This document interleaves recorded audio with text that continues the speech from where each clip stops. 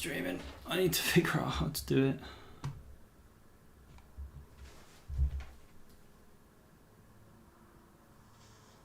Ah, okay. Now I sorted.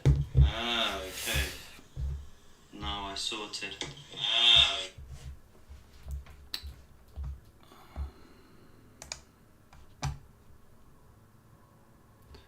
Okay, let me...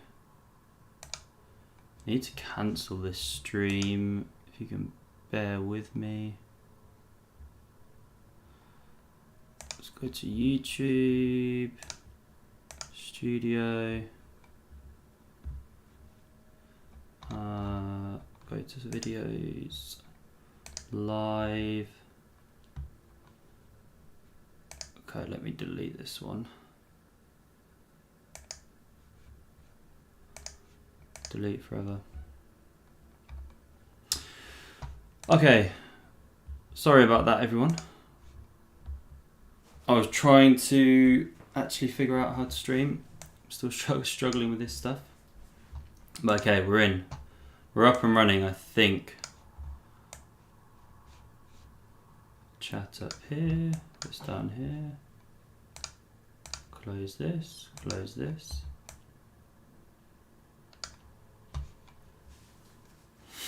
Okay, starting in 20 seconds. I went live just in time. Sorry about that one.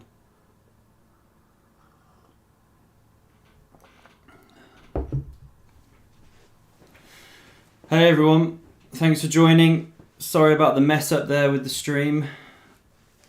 Still something I need to look into a bit more. Now, I wanted to follow Firouzja, but yeah, he's literally not playing. Okay, tournament's underway. Right, I'm gonna follow Andrew Tang here. Is he on? Is he playing?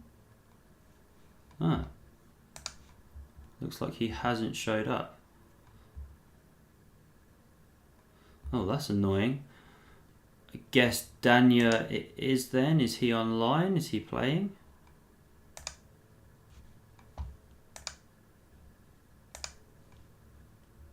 No Danya. Ah. So we've got no Penguin, we've got no Daniel. Okay, let's go Zhigalko. Maybe these guys just don't join straight away. They know they can just kill it from whenever they join. Where are all the big guns? I don't get it.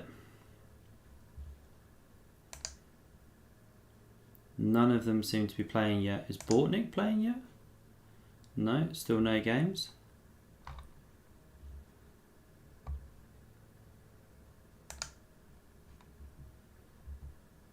Hmm. I guess we go LiChess TV for now, but a bit of a shame. Still no C9, still no Zhigalko. No Rebecca Harris. Okay, let's follow this guy, I guess, to start with. Wait till the other ones come on. At least we've got some chess.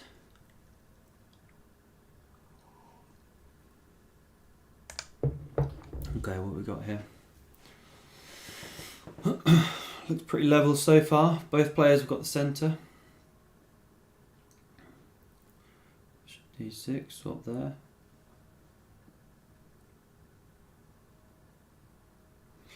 White's got the D file here. Black's challenging. Yeah, you can kick that rook out. Pretty level stuff. Just depends if black can land something on D4 here. Yeah, that knight's coming to E6 now. Oh no, he trades. Oh, he'll go with the other one maybe. Yeah, got to stop that king coming in. Not too much to say about this position.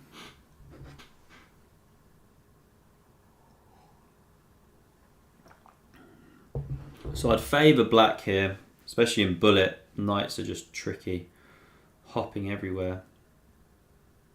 Yeah, knight coming to d6, kick the king out.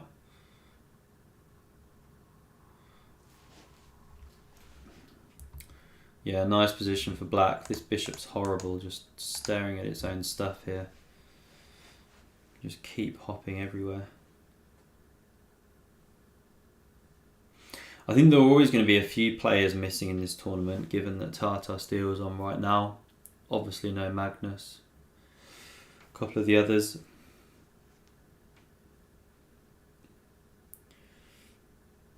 Yeah, this is gone. Good game by black. No, it doesn't resign. Yeah, no, he resigns. Gonna have a quick look back here, see if the big dogs are online yet. Do we have Tang? Do we have Naraditsky? Yes, we've got Daniel Naraditsky. Okay, one of them's on. Let's check out his games.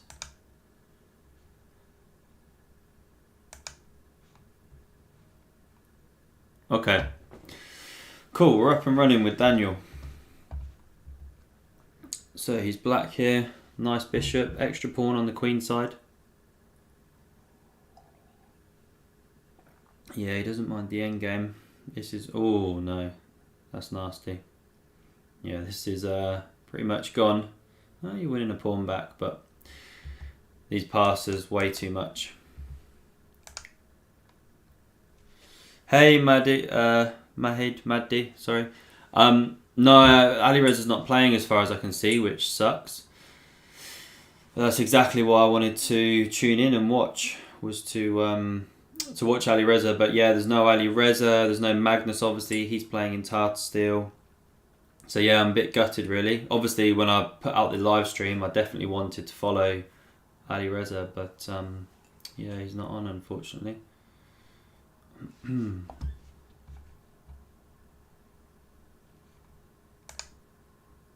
I'll just come back here.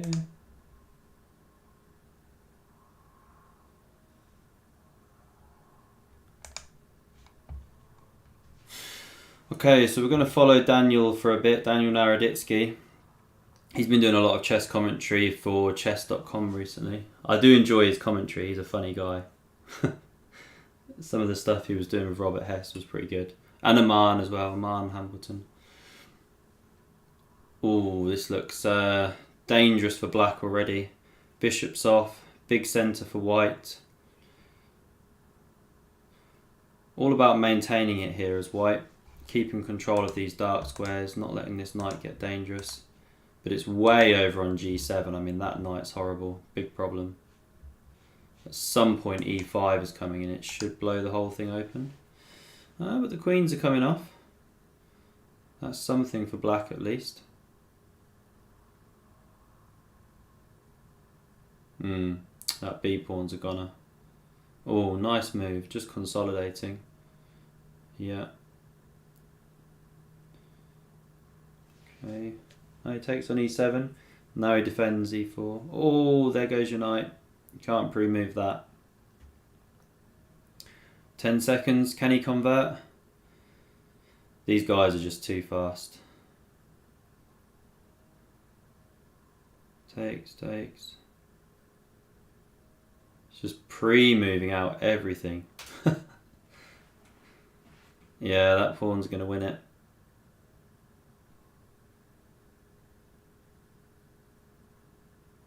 Check.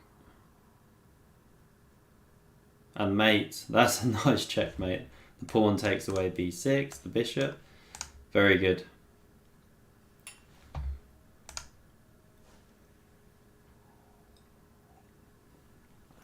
Hey everyone, thanks for joining. Back to the game. Karakan on board.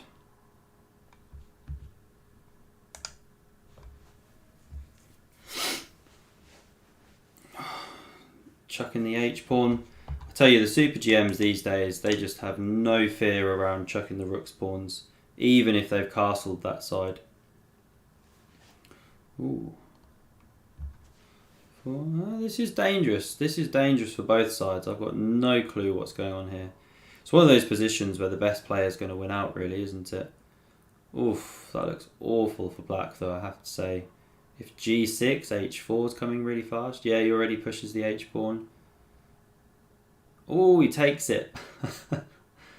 How is Danya going to wiggle out of this one?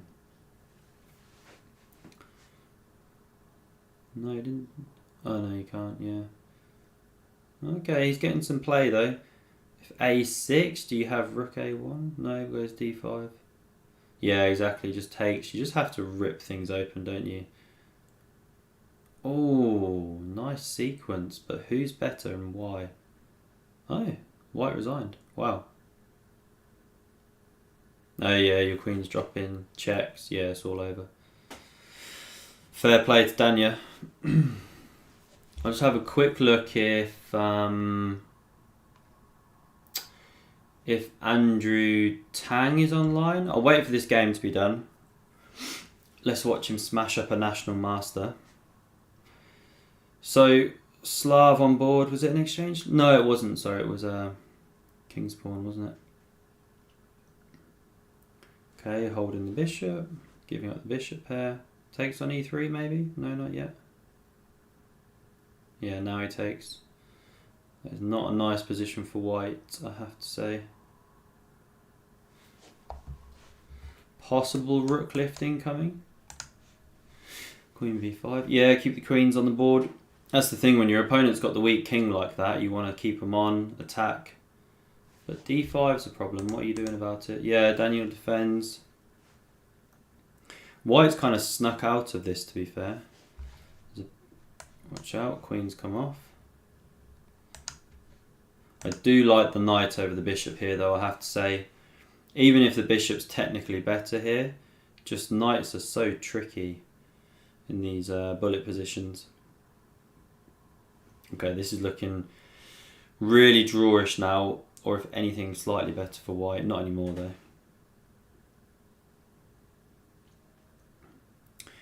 The thing here is Naraditsky's just so quick. I mean, it might well be a draw, but he's just going to time him off the board, isn't he? Watch this. He's just going to time him. Here we go. Endless rook moves, then he'll push a pawn. Yeah, there we go. There's just nothing you can do when you've got this time. Oh, rook's come off. Oh no, you can't have your king there. No, this is gone. Yeah. Yeah, just couldn't hold it in the time pressure. That's the problem. Good game by Naraditsky. I'm just going to have a look who else is online. Do we have... oh, this guy, the IM. He is so strong in bullet.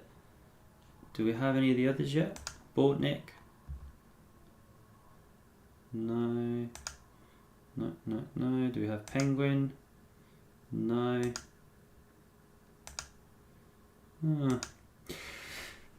Oh, Sergei Shigalko. He's online and playing. He's got fire. So we do have a few big names, to be fair. Well, a couple, but we're missing a few, that's for sure. Right, let's get back to Daniel Naraditsky. Keep following him. Who's he playing now? Zaven chess mood. Yeah, this guy is quite dangerous. I've seen him a few times. What do you play here? Queen b6? No, c7. Yeah, I guess he didn't want the queens off. He wants to keep the attacking chances.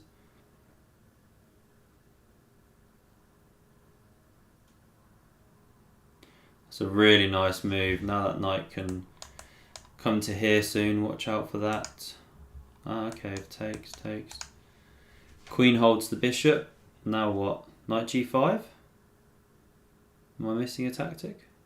Okay, does king safety first. King f3.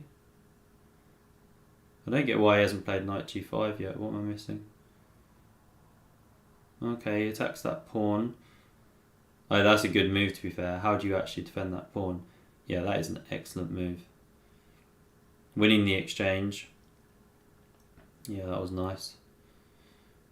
Just shows sometimes you do just have to quickly take that second, do that calculation. covers the back rank. A few more checks. Yeah, this is just completely... Ooh, I thought he blundered the rook then. Takes, takes. King is cut. Yeah, completely. Oh, bye-bye to the bishop. It's tough pre-moving those. That's the thing, isn't it?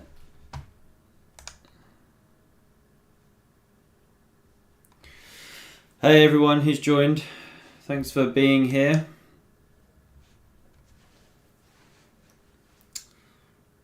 Okay, knight b5, looking to come into c7. Okay, this guy is dangerous. This I don't even know who this IM is, but he is seriously good at bullet. Always a dangerous player in these LiChess events.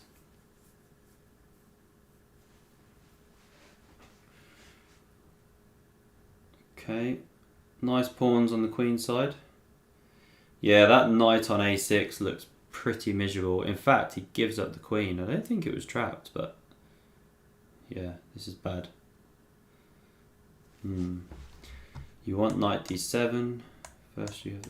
Oh, there's so many tactics. Yeah, I mean, this is over, isn't it, really? Yeah, rook b1. Black just can't make a move here. Yeah, he resigns on to the next game. You just have to keep moving, don't you, in these bullet tournaments? There's no point just sitting on a lost position for ages for either player. d5, d4.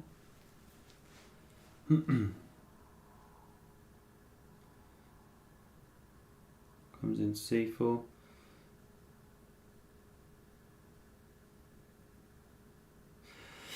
I still need to catch up on the Tata Steel games today as well, actually. I saw a few snippets. I saw Magnus kind of destroyed Prague. Although the main thing I saw everyone talking about was Magnus touched his piece or something, didn't he? Like he touched his piece to adjust it, but then pressed Prague's clock, like just out of instinct and habit. And yeah, it was a chess story. Watch out for your rook. Rook's moves. Oh, check. There goes this one. Pawn's going through. So yeah, I need to catch up on that soon. I'm not sure what I'll do for game of the day, to be fair. The Duda Caruana one, that looked exciting. Duda played the London again. It worked for him against Rapport. But yeah, Caruana was just too strong for it in the end, and that queen was just winning out against the rook and bishop. Hey Babak, hope you're good. Hey everyone in chat. Thanks very much for joining. I need to work on my layouts here. Looks a bit dodgy. The board. I think the board disappears every time between games or something, doesn't it? I'm not sure. I don't know. We're working on the streaming thing. It's a work in progress. Alright, souls. This is where the chess is really at, souls. Bullet chess, mate. Proper rapid. None of this correspondence, 6-day chess stuff. This is where the real action's at.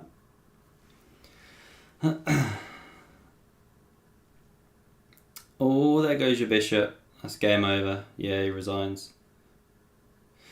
So for anyone just joined, we're following Rebecca Harris, aka Daniel Naraditsky, one of the strongest bullet players in the world. There's normally a ton of super GMs in this tournament. I wanted to follow Alireza Firouzja, but he's not playing this week, unfortunately. So we'll follow Danya. It's going to be between him, Zhigalko, and Andrew Tang if he actually signs in. Maybe Bortnick's got a chance, we'll see, but... Ooh, these pawns look a mess. Yeah, that's nice. Queen covers here, but now this one. Knight a6, then you take on d6. Yeah, this is pretty gross for black. Okay, watch out for here. Checkmate threatened. How do you defend it? Rook f1, queen e2. What's he calculating? Queen e2. Yeah, take the rook. Yeah, this is solid for white. Although there's pins here, you've got to be a bit careful. Yeah, so he takes castles. Yeah, bishop c2. And that bishop's probably going to come to b3 at some point. Pressure here. Oh, now it has to take though. Oh, maybe not. You can't live with that knight for too long though on e4.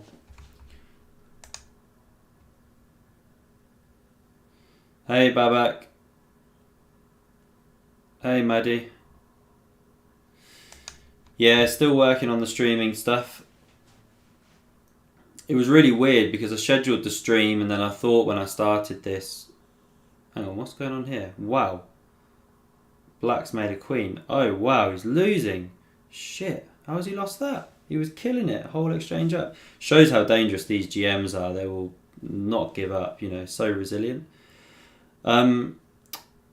Yeah, I scheduled this stream and then I started it up and yeah, I'd clicked onto it and I thought it started for ages and then I realised no one's on it and I don't know. I need to look into this. Okay, knight comes into e5, key 8. Yeah, these positions are always just a bit unpleasant for black. Okay, he gets that knight off, but yeah, when you've got this knight just sat on e5 like that, it's just really unpleasant. But okay, he's defended well here. Now his bishop looks quite nice. Queen d4 maybe? Maybe you don't want the queens off. Thing with Daniel is he loves to attack, sacrifice. See, ooh, nice move. Yeah, if takes. There was all sorts of queen g5 checks. Queen d4 check. Ooh, bishop's coming to b7, be careful. Yeah, that's why he blocks with queen. But he's winning a pawn here. That is a legit pawn. Yeah, f6, nice move. And these are now connected passes as well. And this one's not so dangerous. You're just going to run over, sit on c7. Ah, nice. Now he's picking up c6 as well. Game over.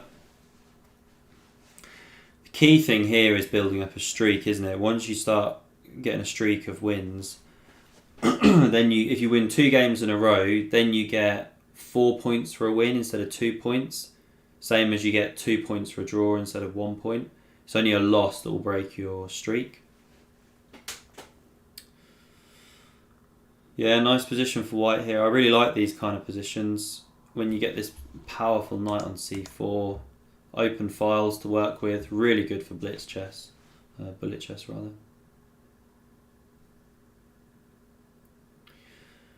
So knight against bishop scenario, but this bishop's just so much better than the knight as we can see. Really dominating it. Plus this c3 pawn controls d4. And that's where double pawns are just awesome at times, as we can see. Just kills that knight, controls, opens the file. But black's not exactly got weaknesses anywhere. That's the key, is how do you break through? Possibly you go d4 at some point. To go d4 now? No, he takes. Oh, he's picking up c7. Now this is getting wild though. I mean, I don't know what's going on anymore because the knight's got the e5 square. Although bishop b2 does cover that square. So at least you can chop the knight when it lands there. e5. Whew, nice move. He's picking up the bishop. That was an awesome move. Who is this guy? Arseny Nesterov. He is seriously good. In fact, this is a top of the table clash. I've just seen that. 1 versus 2, isn't it? Yeah. Okay, Danya's battling. But,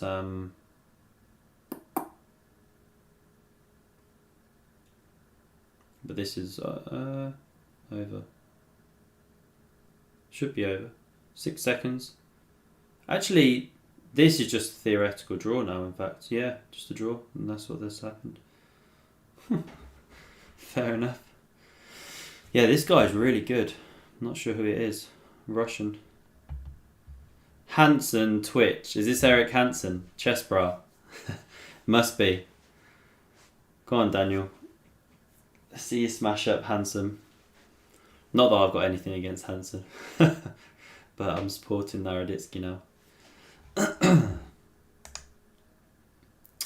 Hi, Abdul. Yeah, sorry, Alireza is not playing. Unless anyone can see him in the tournament. He might log in late and play, you never know. If he does, I'll 100% cover his games. But at the moment, he's not on. I'll check the tournament quickly after this game and see if Alireza's on. See if Andrew Tang's on as well. I was going to follow him. But yeah, I'm following Naraditsky now, given that those guys aren't online. Anyway, happy Saturday, everyone. Thanks very much for being here. Thanks for supporting the channel recently. I hope you're all enjoying the videos. And if you have any suggestions and things, I always love to hear them. Oh, there goes the exchange. Yeah, it's been awesome, all the suggestions that people have mentioned to me. You know, they've dug up some amazing Firouzja games, stuff from when he was a kid, and yeah, so it's really appreciated. Now this is actually really tricky. I mean, you've got the exchange, but black has the extra pawn, and knights are just so tricky.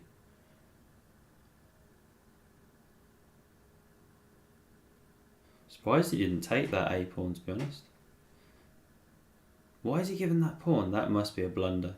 I mean, he's still doing well here, but yeah, this is just a drawn position. But I mean, that means nothing in bullet. Hansen's going to lose on time. Yeah. There it goes. That's the pre-moving problem. There it is, checkmate on the board. Nicely done by Naraditsky. Right, let's have a quick look at the tournament. So Daniel's in first. We've got this guy in second. I'm not sure who he is. Hansen. Come back here. Yeah, there's no Alireza. Sergei Shigalko is not doing so great. Do we have C9, C9? No. Nah, there's not so many this week. So I'll keep following Naraditsky. So, yeah, no Firouzja, I'm afraid, guys.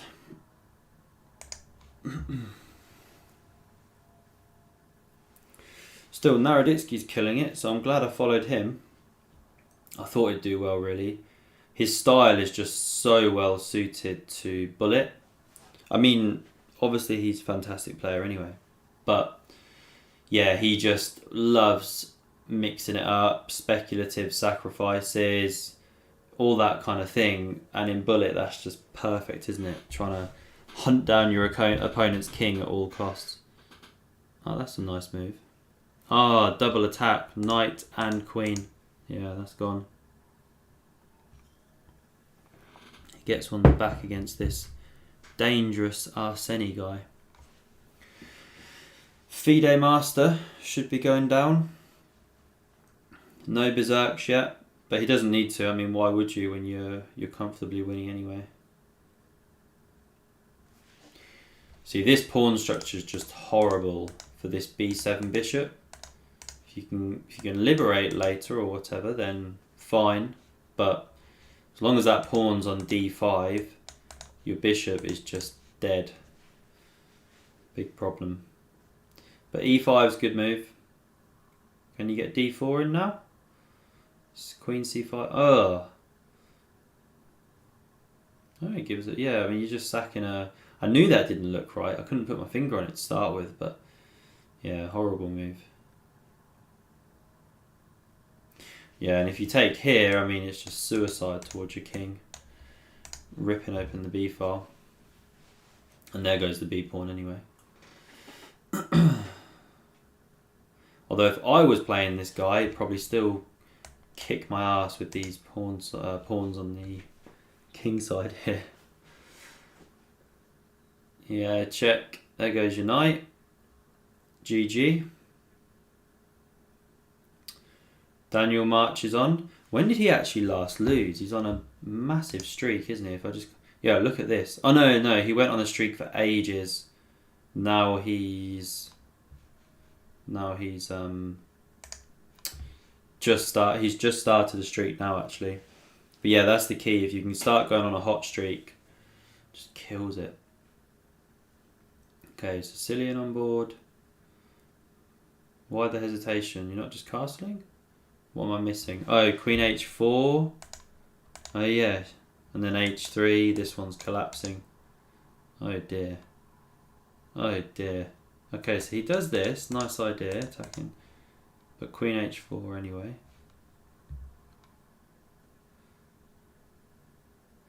This is tricky stuff. Bishop E2. What's going on? You're not just winning that piece? That was awesome defense from Danya to even still be in the game right now. But it's still so dangerous for black. Ripping open that H file. But you do have the light squared bishop. Black has some development problems. The more Taimanov games I cover lately, the more I don't love it as an opening, I have to say. Just all those dark squared weaknesses you create really early in the game.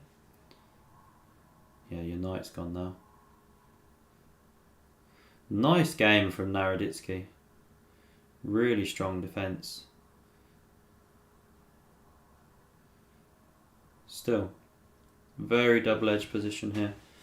Rook takes, bishop takes. There goes your queen. But, oh, he's threatening mate in one. Ah, but he overlooked that. Ah, game over. He completely missed the check here. Yeah, game over.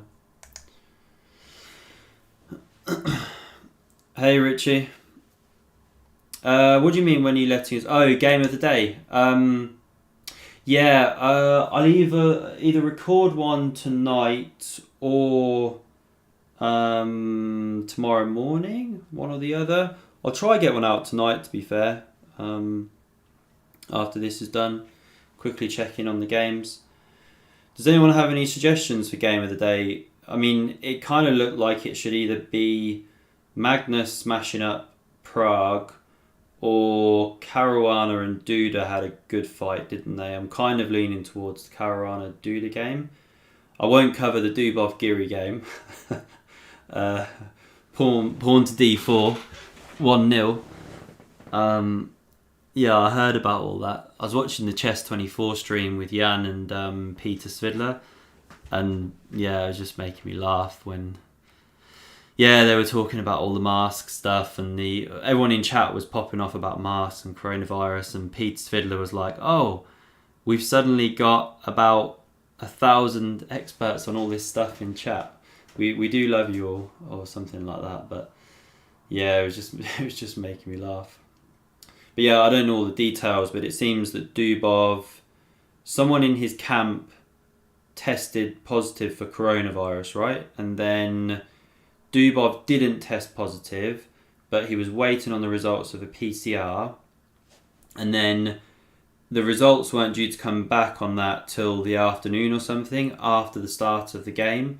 So the arbiters asked him to, or tournament directors, whatever, asked him to wear a mask. He said he didn't want to because contractually they don't have to. Excuse me. It's written into their contract that they have to wear masks. Like most of the players aren't wearing masks. I think Prague is pretty much the only one. Is that checkmate? No. Who's been wearing a mask.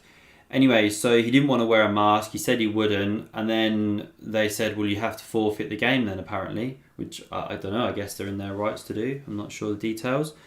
So he just forfeit his game against Anish Giri, which is a massive shame for the tournament, just in general. I don't know.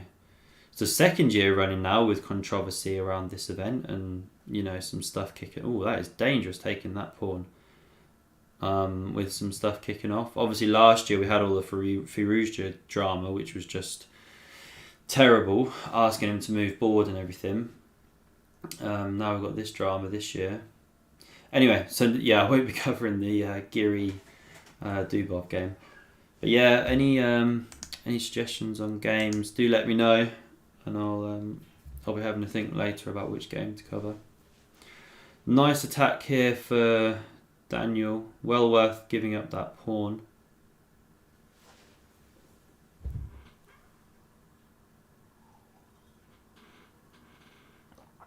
So Black's trying to get the queens off. Problem here for Black is you can't really develop. Well, you can, but then you you lose that pawn. And this just looks awful. Yeah, he's rook e4. I was just thinking that you'll never get the queens off against Naraditsky unless he has to. He just loves to attack. Such a well-suited style to blitz. Nice defense from Black here, though. And now I don't know what's going on because those pawns are marching really fast. Ah, but he's dropped a pawn. Yeah, knight c3 was bad. Oh no, he's dropped a knight. Yeah, he got no time, has he? Yeah, rook c5 coming. Game over.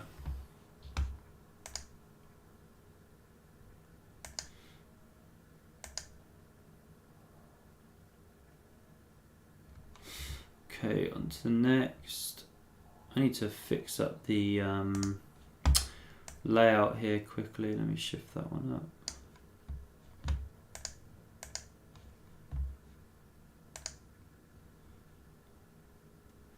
Like so. Okay.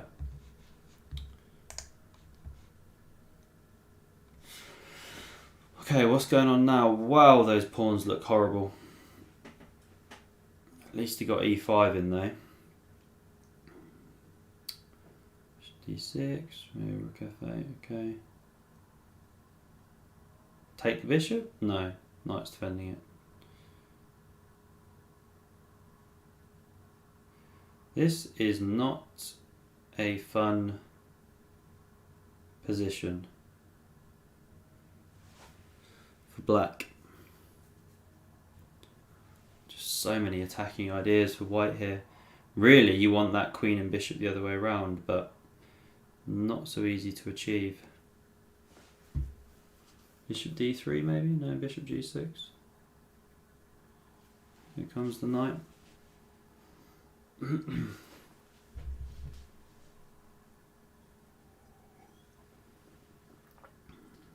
Yeah, you have to be careful with a move like b3, opening up to your king.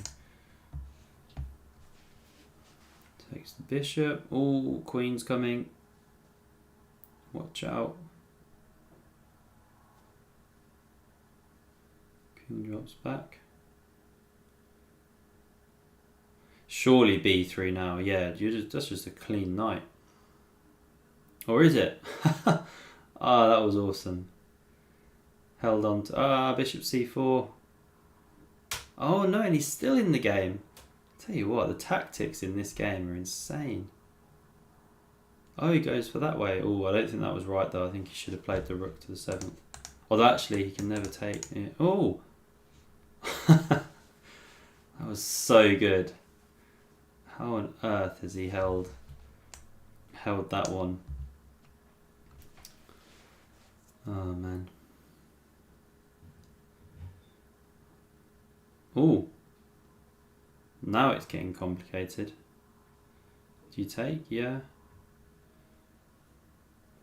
Bishop takes on c2. And now you don't need to rush giving back your knight. I guess at some point he'll go knight g6 or something. Bishop b4. What's the material count here? Yeah, Black's got to be better. Because after you win this back... Check. What is going on here? This is nuts. That was a nice sequence. Knight d2 maybe, or knight d6. Oh, you can take the pawn. No, then your rook's pinned. It goes knight b6. It's a weird looking move to me. Wow. That is just insane that knight managed to escape. Just trapped there the entire game. Oh, a king's gambit. Love it. Yeah, d4. Essential move. Well, not essential, but stops that big pawn centre being set up too early in the game. And now this is nice for black. Yeah, that pawn's a problem.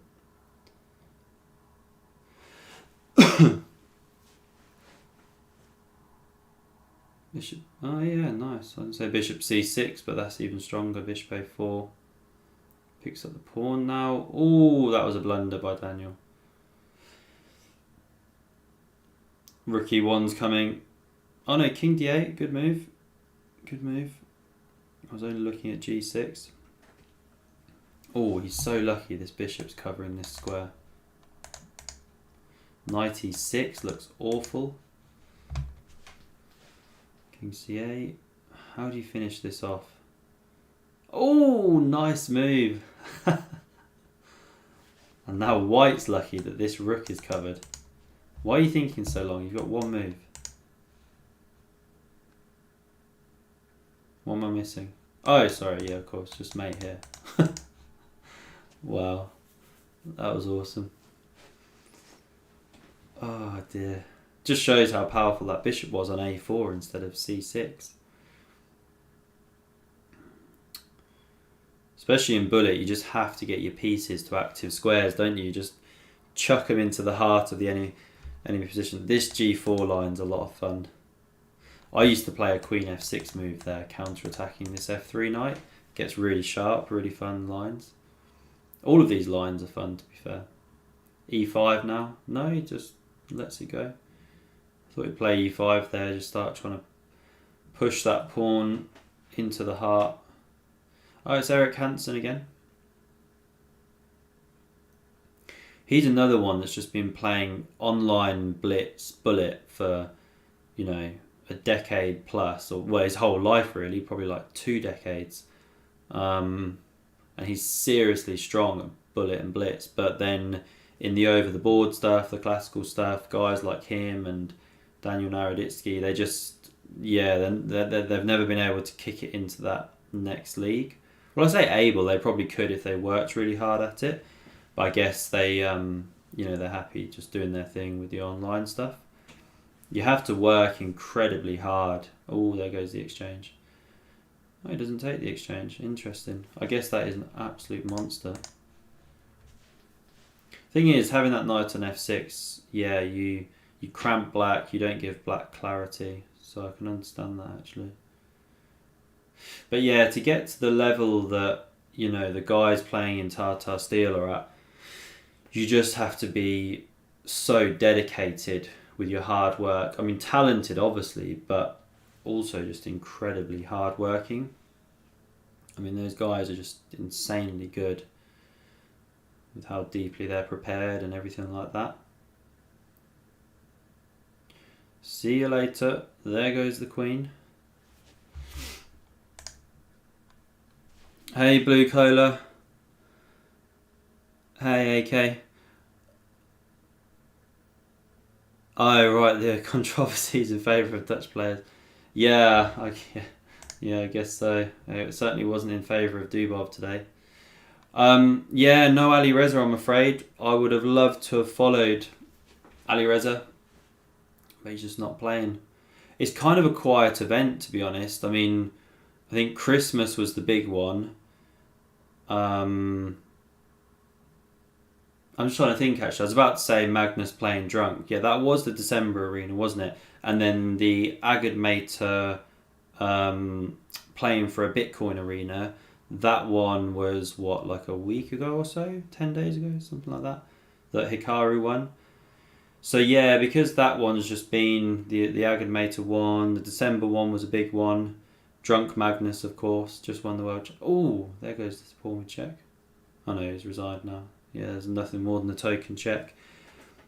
Yeah, those were the big ones. So I don't know, really. I guess it's just a bit quieter this month. I thought there might be a couple more, especially when the prize pot's slightly bigger, $1,000. But to be fair, a lot of these guys are quite high profile now, aren't they? Chess players, the ones that usually win it.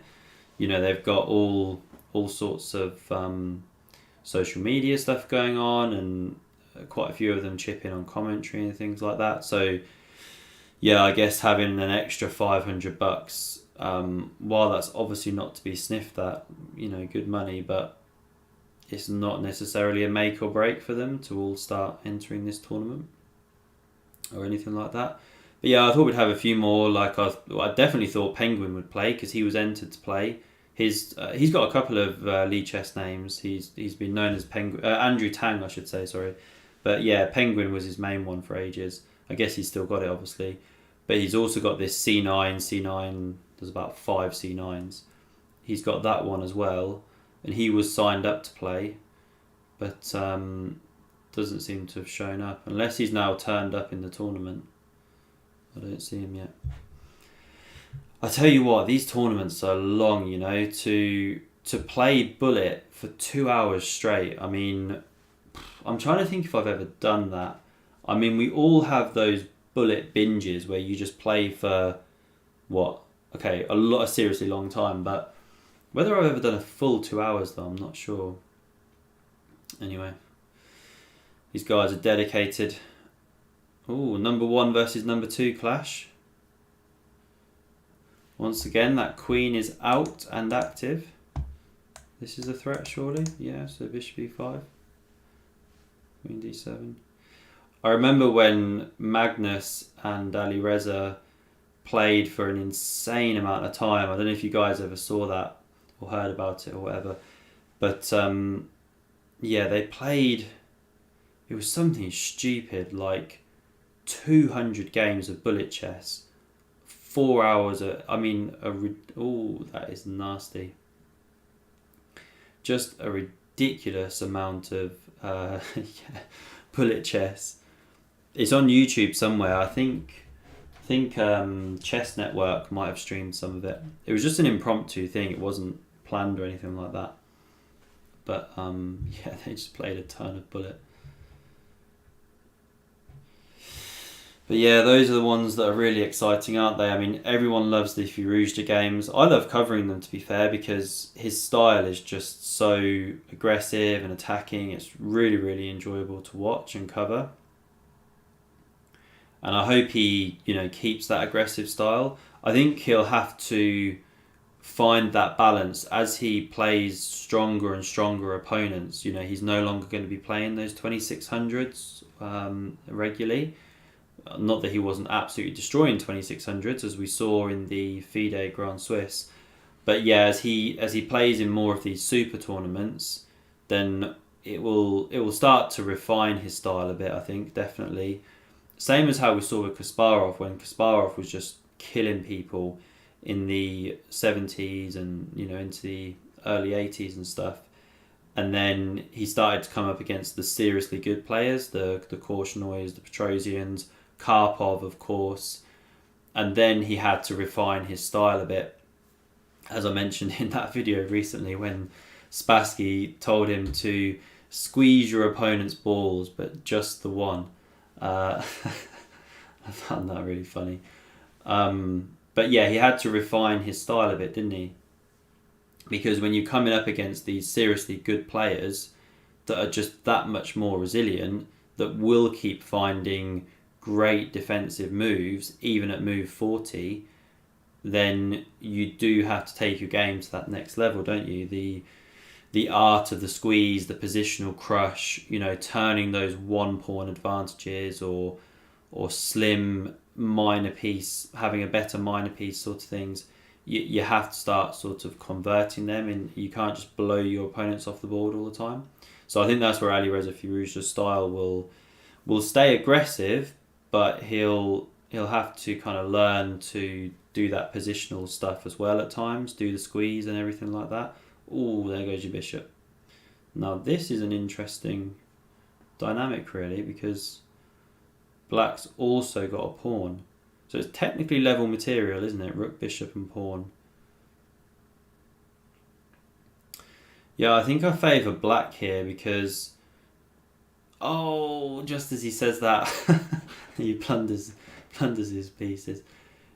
I was going to say I favour black because, yeah, if you're so rock solid with that bishop, then you can pick up pawns and stuff. But yeah, then he goes and blunders it. Okay, Eric Hansen, 1 versus 2. Hansen going for the big 3k. 1 point away. Can he do it? King's Indian on the board. Love it. Okay, takes. Ooh, how is he falling in for that tactic? Come on, Eric. You're better than that. You've got to know your openings at this level.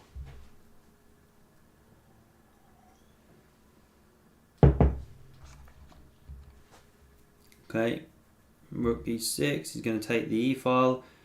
This is really hard. Yeah, he wants rook e1. That's why he kicks the queen. But yeah, this is horrible because then rook e2 was coming. I just realised. b6. Yeah, this position's horrible for white, but you got to convert it.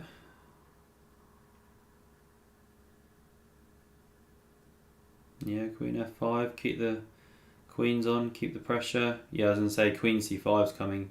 It's just so dangerous. I mean, these pawns are awful, so you can just keep giving white the runaround. Yeah, now this endgame's crushing. Takes. Oh, nice play by Hansen though. These pawns very weak. And now this is just completely drawn. But Eric has no time. Wait, okay, I obviously missed that. I thought he could just take the pawn, but guess not. Be careful now. Rook a7. Yeah. Oh, he moves the king. He sees it. Of course he does.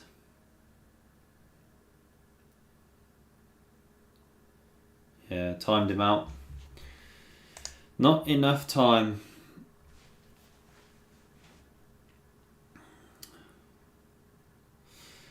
Hey everyone in the chat. Thanks for being on. Thanks for hanging out. No Firouzja tonight, unfortunately, I'm afraid. But we are following Naraditsky. And right now it's just smooth sailing, to be honest. He's just killing everyone. Unfortunately, he's just not coming up against the Magnuses, the Ali Rezas, the Andrew Tangs. There's just not so many big guns in the tournament this week. Month, rather. Still, it's good watching how he does it. Just need to open a window here.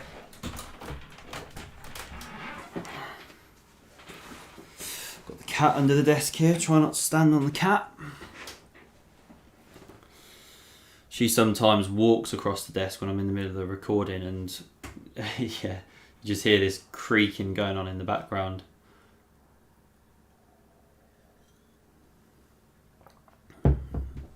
Yeah, white's better here. Obviously when you've got this space, it just makes such a big difference. So much easier to play the position. Although that black knight could get very dangerous because it has access here, whereas white doesn't have access here. So yeah, it's interesting. Possible you want to get your knight to f6, but actually doing that is another matter. You need to come via g3 or something. Takes. Oh, nice in between check.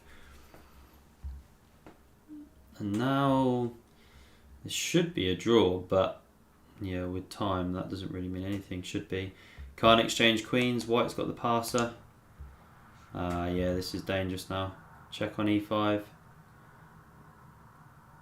Take. It's just a winning pawn in game. Yeah. Can't do that.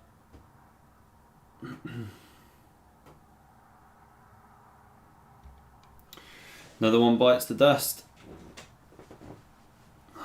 Naraditsky doing well here. Flying along. I'm not actually sure the next tournament that Ali Reza will be playing Maddy. Yeah, I wanted to try and find that out, and I was looking around, I was looking on his Twitter, couldn't find anything. He was going to play in Tartar Steel, obviously, trying to remember the next events now, because there was the whole sort of Magnus Carlsen Invitational thing going on, wasn't it? It was that year before last, and then they stopped that. There's a load of events coming up because the candidates is coming in June, but not all of the players are confirmed yet that will be playing in the candidates. Obviously, there's a lot of people confirmed already, like Firuzja and Nepo. I think is MVL in there already, and maybe Caruana. Anyway, a lot of the big guns, obviously. But there's 2 more spots up for grabs. And it's going to be decided by these next few tournaments coming in the kind of springtime, if you like, the next few months, then decides those final 2 spots. I think I'm correct in saying this. That's what I last saw on it anyway.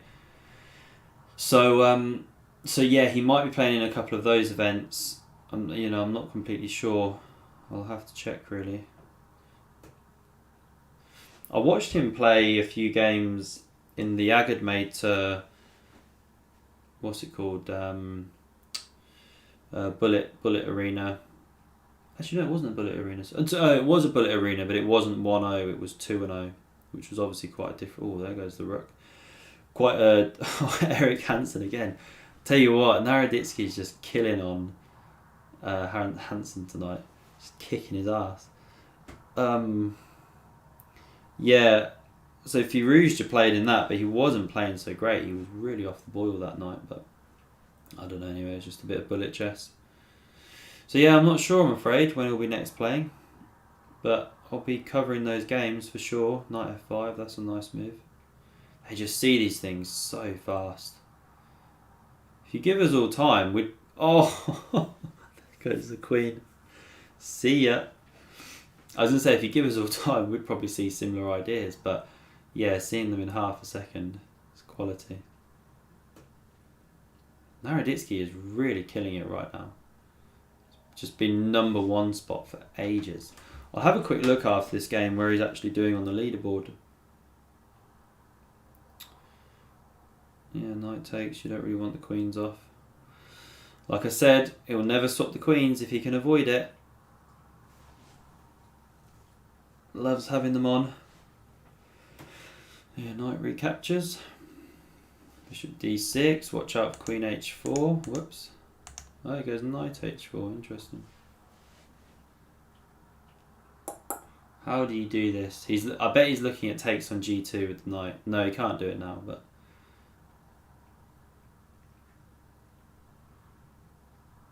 Take. Oh, nice move. That is nice. Still didn't take the queens off, even though he could have won another pawn. Fair enough though, actually, when I look at it, because you're going for... Oh, I was about to say you're going for the h-file attack, and now he does take the queens off. He's a piece down here though. He's got 2 pawns for it, but it's not enough. Although that's a nice move. That is a really nice move.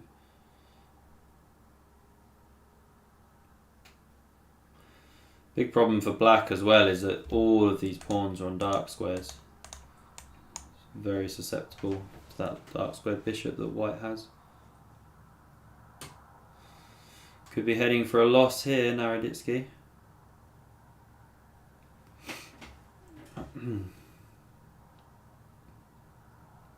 It's not straightforward for black though, as we can see. White rather. When you've got these connected passes. Now I feel... I wouldn't say black just must be winning, but yeah. What the... How has he turned this around? Wow. That's why he's winning. That's why he's number 1. Completely lost, but hey, you got to convert it with white, and he just couldn't do it. Got his pawns rolling. Really nice stuff. Fair play to Naraditsky. Just destroying everyone. Okay, what we got here? Nice kind of... was this an Italian game, did it start as? Sort of similar themes. Look at all these pieces around the black king. That is scary. Bishop e7 maybe? Yeah, no. I was wondering if he could... That's nice though from black. Knight G5. Reminds me of how Nepo played in one of the final games against Tarov in the Rapid. He went on to lose that game actually against Nordbeck. But he played a very similar idea, Knight H7, Queen G5, defensive idea. It was a really nice idea. But then he just went a bit wrong from there. He should have brought the knight back to F6. Knight E8 check. No, Rook E8 instead. Yeah, black doesn't want to take, because then that knight lands on F6 with a lot of menace. Good battle, this. They're both even on the clock. 6 and 6. I quite like black here, to be honest, because this pawn is really cramping these two, and you can't actually get at it to attack it. This is probably just a lost pawn endgame, or is it? Actually, this must just be a draw, I guess. I was going to say, yeah, G4. Oh, or that. Yeah, I'll play like that. Yeah, just a draw. Fair enough. Keeps his streak though. Let's just have a quick look at the scores. Oh wow, this isn't even a contest. Look at this. He's on 108. I mean, yeah. No one is anywhere near. Bit of a shame really that we didn't see any... What's his name? Penguin. Shigalko's struggling. Who else we got? Oh well, I guess we'll sit back and watch Daniel Naraditsky just kick some butt for $1,000.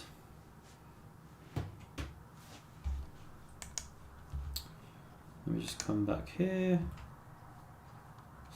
Hey Amir, James is my actual name, but you can call me Epic Chess.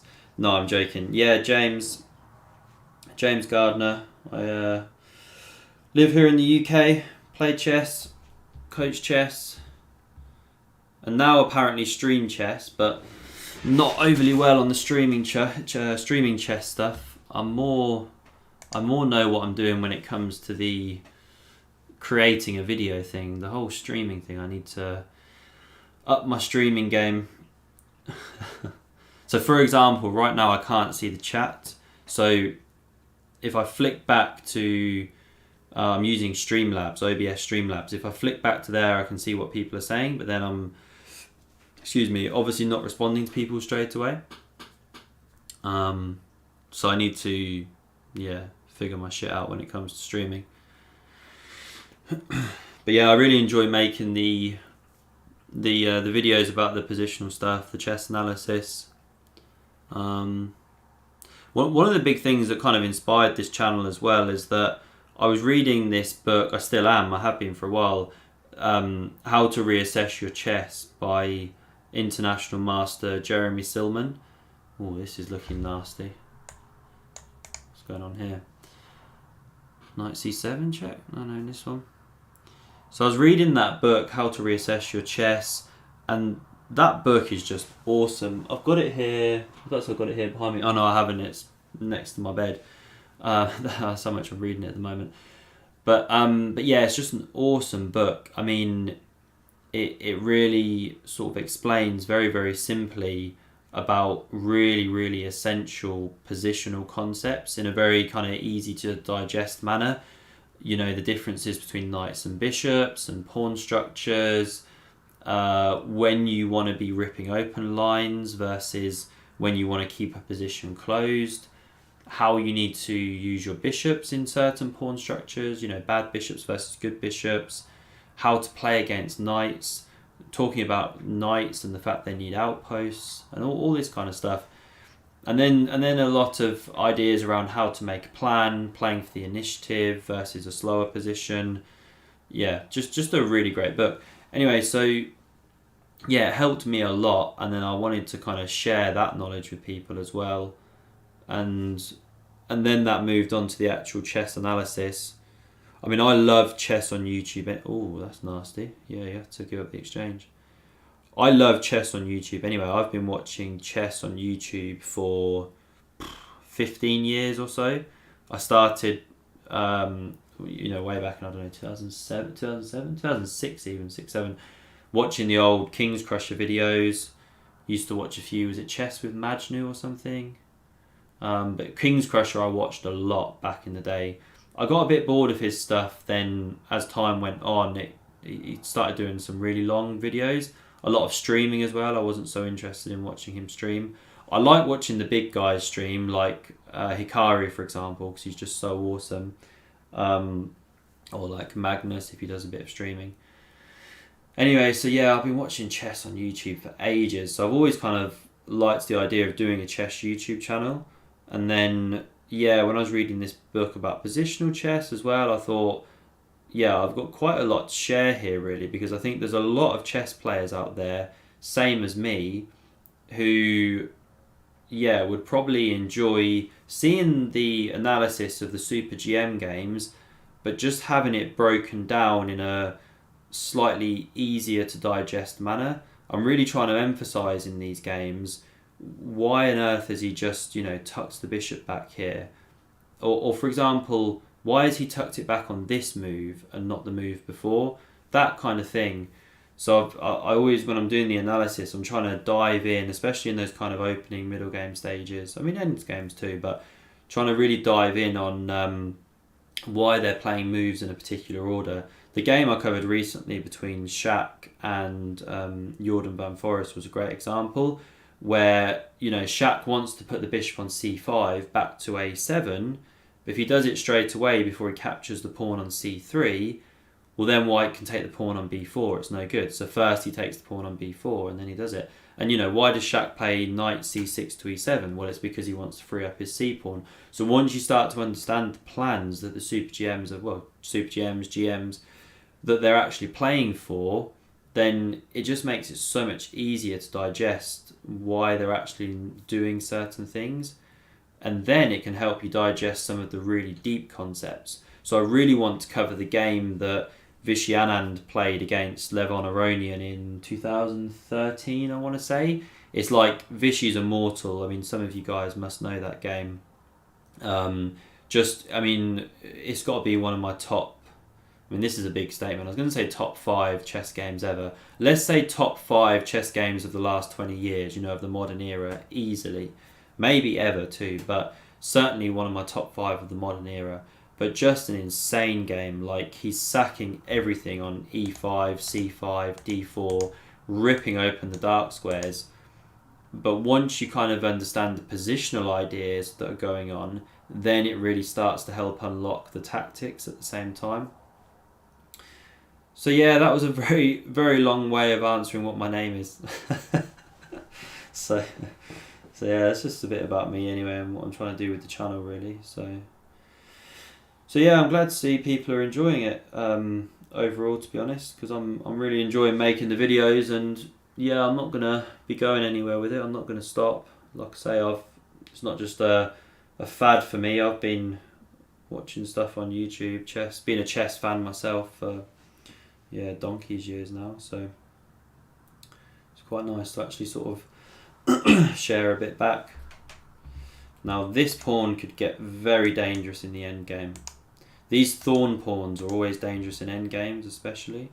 Having said that, white looks for choice here, I would say. Every time I call that, it goes wrong. But yeah, with this b pawn collapsing. Okay, now am I completely wrong? Oh, he shuts it down. Yeah, no. He's got no time. He's gone. Mohammed Muradli, 2003. I know that name. I covered a Firouzja game against that guy, didn't I? Am I mixing up? I think I did. Yeah. I thought he was a GM, but maybe just an IM. Anyway. Hey, Ibrahim. Sorry, 2 secs. Let me go get the book. I'll show you.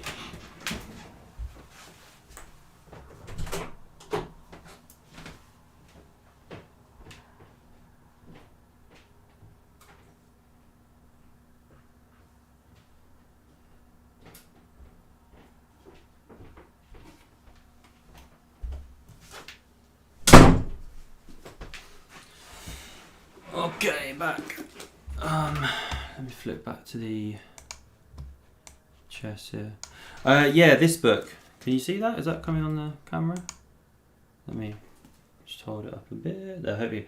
How to Reassess Your Chess by International Master Jeremy Silman. But yeah, it's just a really awesome book. I mean, you know, there's all sorts of chapters here. So there's minor pieces in the middle game. What we got here?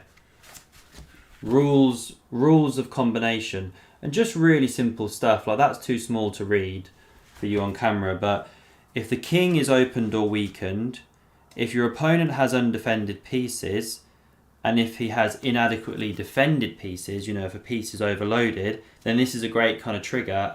Look for some tactics. Sorry, has the chess disappeared? Let me come back to the chess. So yeah, you know, there's rules of combination. There's this whole section on making a plan, which is awesome as well. Here we go. Imbalances and the Silman thinking technique. So he's got these 7 different types of imbalances that he lists. So superior minor piece, which side has the superior minor piece? Pawn structure. So this is the way the position can be imbalanced. Superior minor pieces, the interplay between bishops and knights. Pawn structure. Obviously, you can have imbalances in pawn structure. Space, which side has more space, which side doesn't. Material, obviously, which one's got the greater or lesser material, or is there different types of material? You might have a dynamic balance. Control of a key file or square. A lead in development and initiative. Anyway, those are the imbalances, right? But his thinking technique is saying, figure out the positive and the negative imbalances for both sides, and then figure out the side of the board you wish to play on. And the side of the board you want to be looking to play on usually is the side where you have an imbalance that favours you, or you can create an imbalance there that favours you. So there's a lot to go into. I'm not going to start trying to deep dive on all of it, but yeah, it's just a great book, really. You know, it breaks it down in a really simple way. It talks about some of the basics of good bishops versus bad bishops and everything. So yeah, just a really interesting book that really helped my position understanding. And I definitely recommend it if you get a chance to buy it and have a read. So here's a good example of an imbalance. So white has more space than black. Black now has the isolated queen pawns in terms of structure. So that's an imbalance. That's something black could play against. And typically speaking, you want to keep at least a pair of rooks on the board when playing against that, I think. I can't remember the details. Oh, that's a fork. To then be able to attack the isolated queen's pawn. Oh, bishop c5, what's going on there? Yeah, I think you're still losing an exchange here as... Oh no, the rook on d8 is attacked. Rook c8. One of the areas I'm trying to improve is on the tactics side of things, because in my own chess, through the channel and the book and everything like that, I'm starting to get good positions, very often won positions, a lot of the time now, which is great. But then my conversion of those positions is lacking a bit at the moment, and it's where my tactics are a bit weak. So my positional understanding is pretty good these days, but obviously you have to finish them off, and there's times where that's letting me down, basically, especially in the time pressure when the time's ticking and everything like that. So that's a big area for me that I'm trying to work on. Okay, this game looks to be over for white because of the time problems, even though white's winning. Yeah, Naraditsky's just too quick. Game over. Come back here. Oh, cool. I'm glad you could see it, Ibrahim. Yeah, I'd recommend that one. It's a good one. Right, let's watch some chess. Anyway, I'll stop banging on. I will happily talk for hours.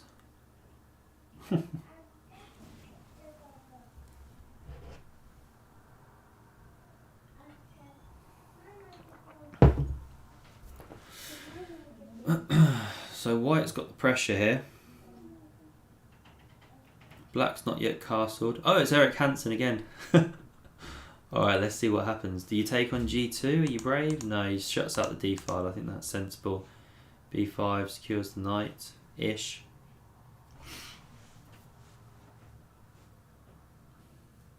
Here's another example of an imbalance in the position. So there's one key open file on the board and white controls it.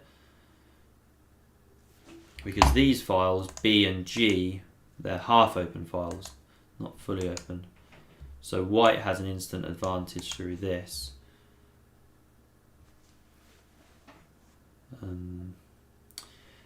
Bishop e7, you can just take that, right? Oh yeah, what's going on? Bishop b3, can you play? Bishop b3 covers the mate. Oh, he could have gone bishop b3 there, couldn't he? Still, this is good for white. These three pieces should outgun the queen. The key thing for white here is they're coordinated. Oh, having said that, okay, this is where the queen kills it if she starts checking. But, oh dear, game over. 5. Oh, nice move, nice counterplay. Oh wow, fair play, Eric. Oh, checkmate. Daniel goes down. Fair dues. Hansen finally got one back. Got some blood.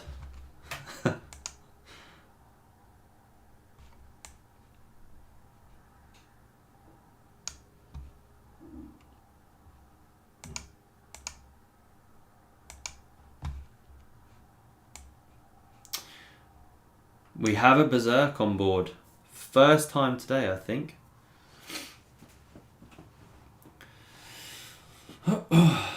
Okay, white has the D file.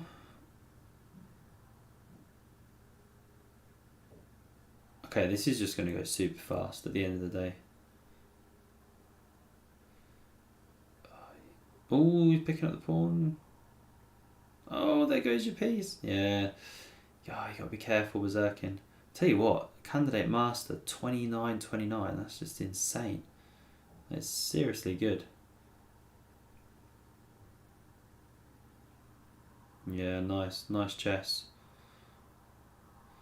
He doesn't want that extra pawn, thank you. That's the thing in Blitz even. Well, not so much Blitz, but especially Bullet, you can't be developing your opponent's pieces with tempo. It's just so dangerous. Yeah, pawn takes I quite like actually as well. Open that E file. Looks nice for black, but you've got to break through.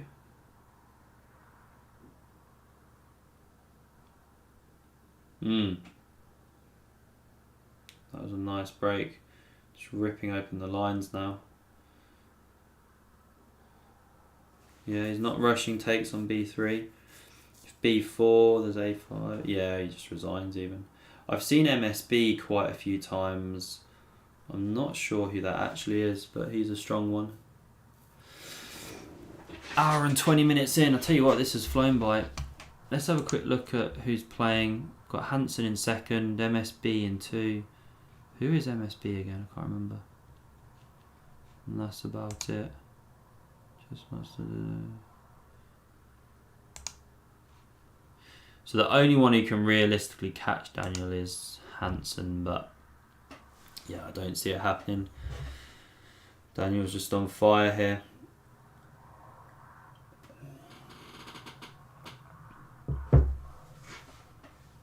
Oh, he's berserked again. Oh, they're both berserked. Wow, that's brave of Oanda. Brave or foolish.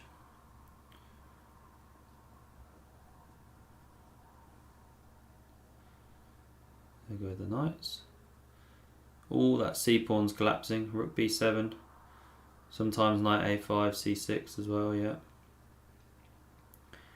I mean, this position's just devastating for black. It really is. Oh, watch out.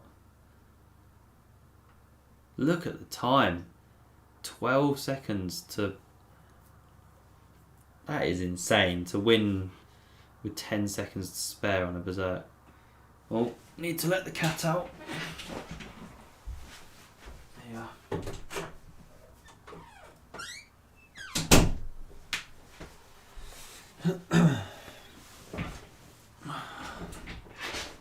Okay, bishop g4, pin and win. No, okay, drops back.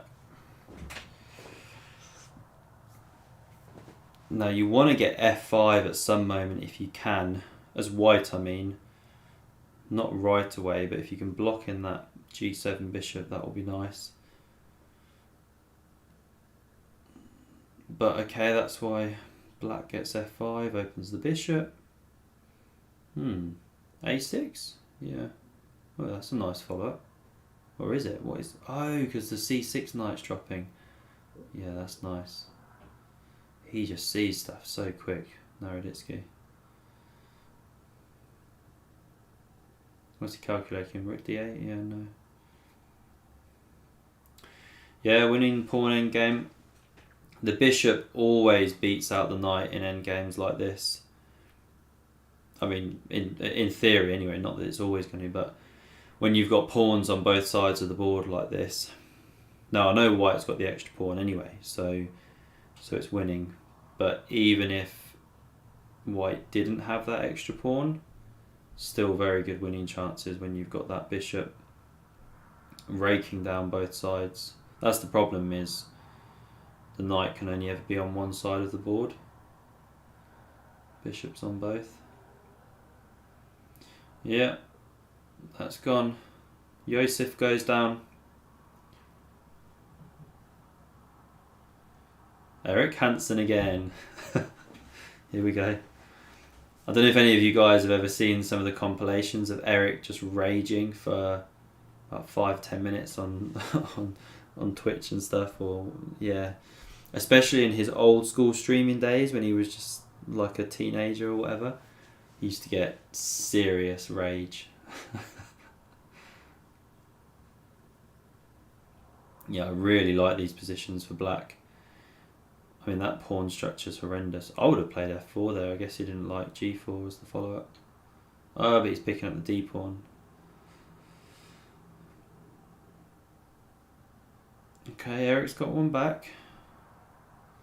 Yeah, it's a bit of a shame for Eric that he, Daniel, that he never got f4 in, because now the knight's sitting on f4, and yeah, now this is anyone's game, to be honest. I almost prefer white, really, to be honest. I don't like that black pawn structure. Problem for black is you've just got no pawn breaks, you've got no play. Wow, what is that? Is it queen d7? But then g4? I mean, I love that rook on a2, creating all these tactics, but I don't see the follow-up after queen d7, g4. Okay, so that's why he goes h5. Now you can't go g4. Ah, so he blocks the rook out. Yeah, nice defense.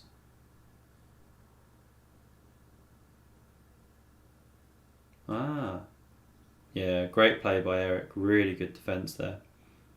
But watch these pawns, they're dangerous.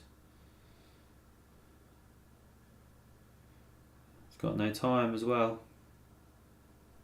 He's going to have to take that knight, mate threats. Oh, there goes the rook. Flipping heck. And now he's winning. He's actually winning. Eric's not going to be happy about that. Oh, man. Naraditsky's on fire today, I tell you. I mean, that was seriously good to rescue that.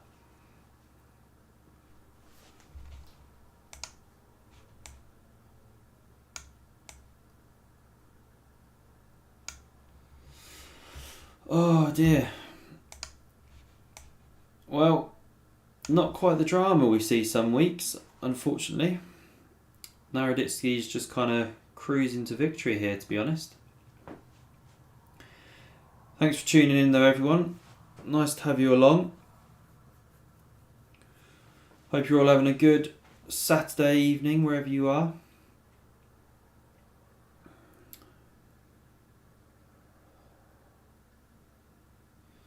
So I'll be doing a game of the day for Tartar Steel probably tomorrow now. Bit tired to do one tonight.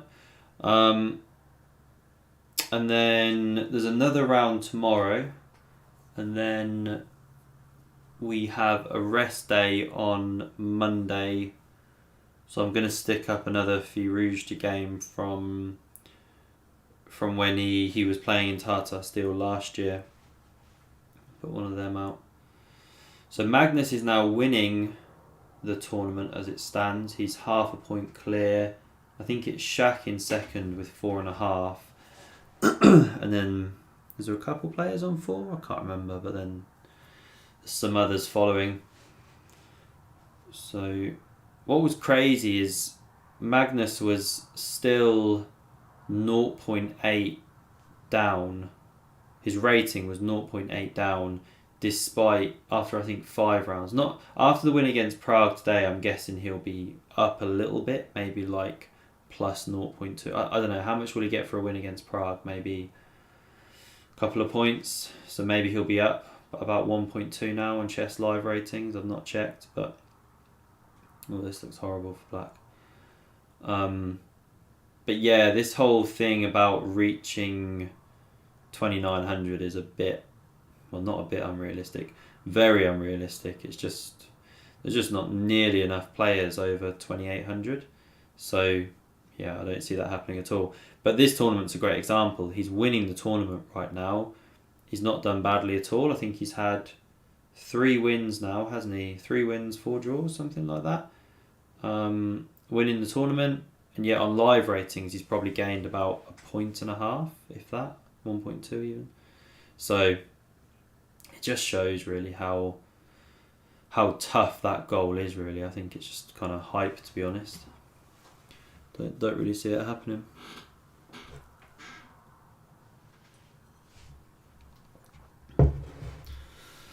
Okay, who's next?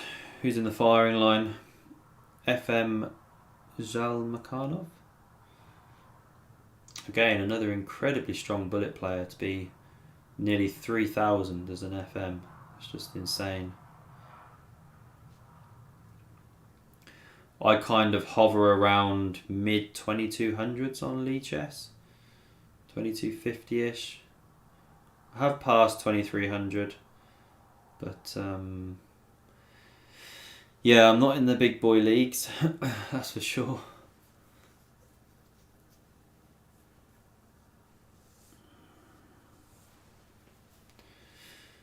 Yeah, again, nice position for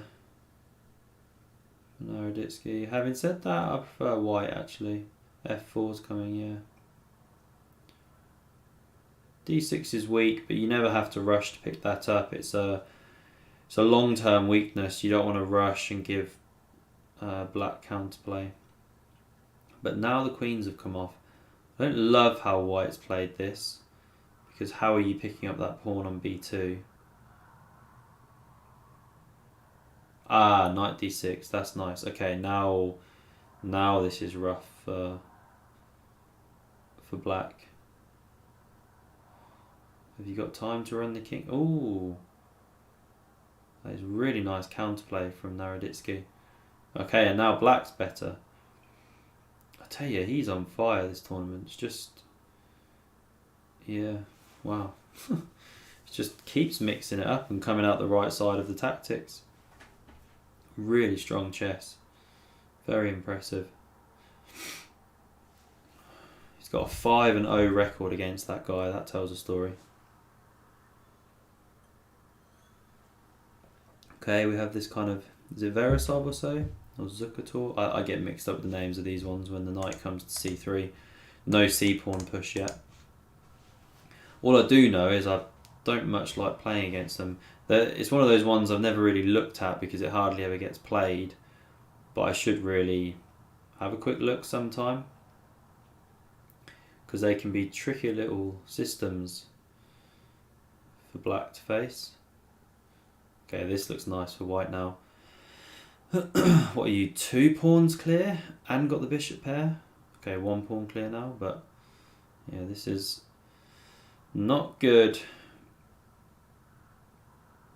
Yeah, h3. You don't really want to rush it with g4. Open up your king unnecessarily. You can quite easily just sit on this position. The thing as well that Daniel is doing really well is just running down the clock. Lots of little improving moves. Oh, watch out for rook f2. That's why the hesitation. Ah, but f7's caving in. Yeah, nice.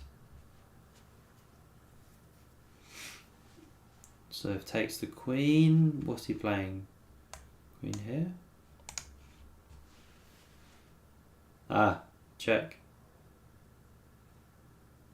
Still interesting. Yeah, that's a nice move. Very nice. Check. King. You haven't got time to take, then king g1. So you have to win. Oh, well, what now? Oh, rook d2? Yeah, it's just over. Daniel marches on.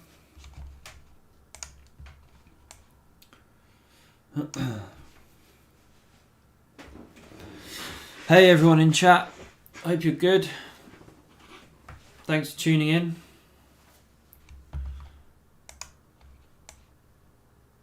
And we have another clash with Eric Hansen on the board.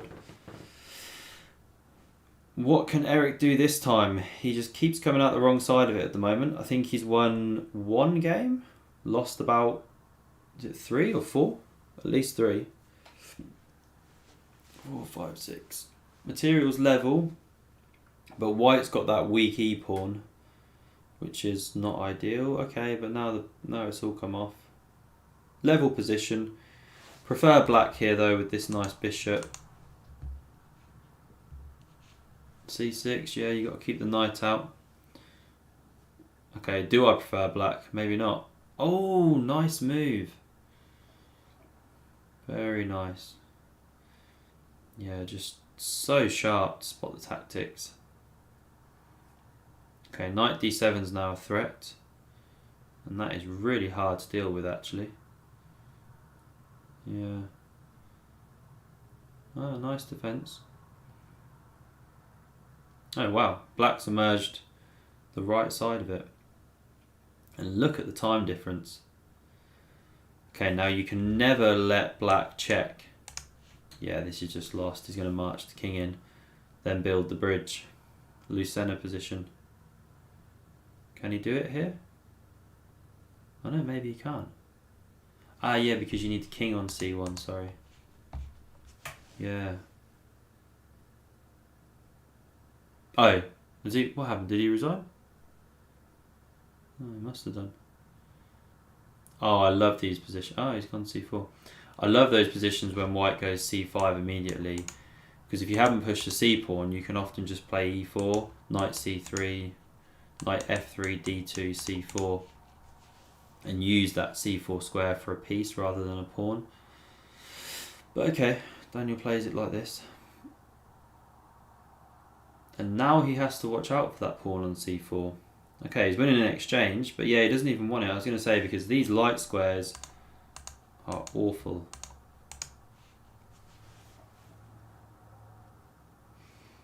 It's interesting that he plays it like that. Didn't take the pawn on c4. Ooh, there goes your rook. Black was better in this game, just couldn't see the way through. Not that that means a lot in bullet if you're better or worse. It's about converting it.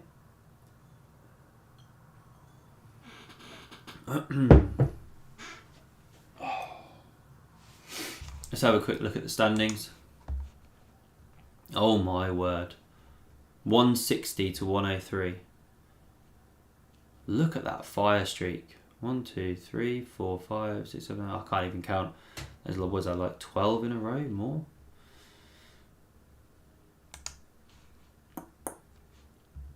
Oh. Yeah, here we go. Ooh, fun. Oanda berserked again. I guess Daniel berserk. Why not? You're killing the tournament anyway. Oh no, he doesn't. Oh, fair enough. He's probably sat there thinking, God, the cheek of it.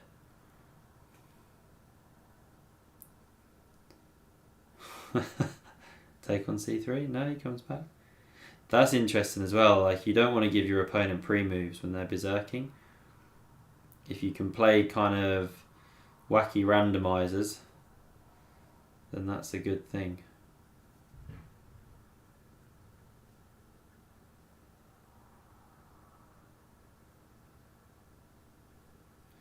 You always just want to kill your opponent as well. Just blow them off the board when they berserk you.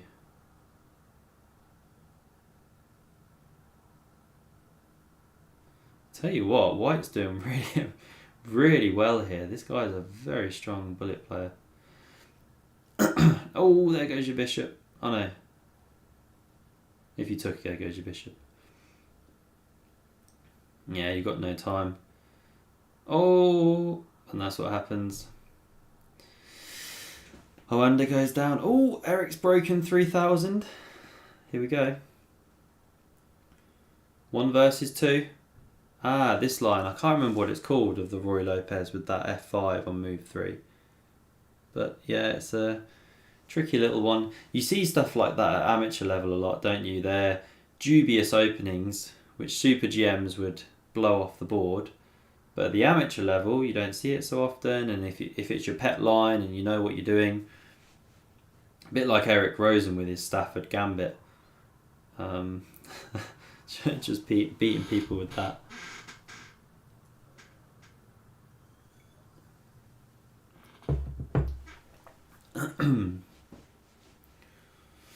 Okay, what's going on here? Level material, but I prefer white. White's got the pressure. Not easy for black to hold on to that pawn. Ooh, knight's coming to f5. Now g4, f6. Yeah, this is really tough for black to defend. I'll be very impressed if Daniel can hold this.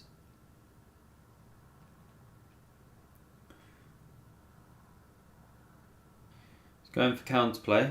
That's what you always need to do. c6. Now b4. Now b5.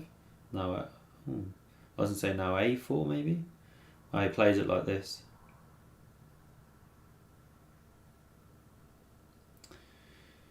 He's making a bit of a mess of this, it feels, Eric. This is just the draw now. Yeah, just the draw. White even has to be careful of black going rook c2, c3. Oh, he just drops the pawn. Check, rook b5.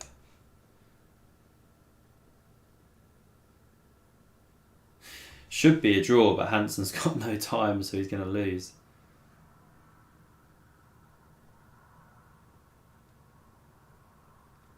Oh! Oh, he loses on time. He probably pre-moved taking the queen back. Oh, man. Eric just keeps coming out the wrong side of it at the moment. It's pretty funny though.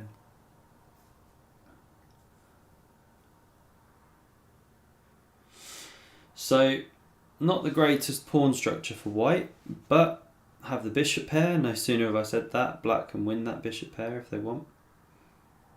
Yeah, that's a nice move. Now, do you take on c2 as black? Knight d5, knight g4 maybe? Or knight c4, I don't know. What's he calculating? Oh, knight, oh no. Yeah, knight g4. I think you have to take that, don't you? I mean, what else can you even play? Bishop e, no. Bishop e2. Wants pieces on the board, I guess. I guess it's one of those ones when you're worse, you don't really want to be trading if you can avoid it. But he has had to take the queens off.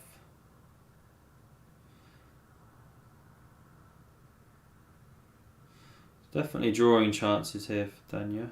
I say drawing chances, there's winning chances. This is bullet. Okay, stage 1 complete. Protects the pawn with your king. Free up your rook. Now king b2 coming.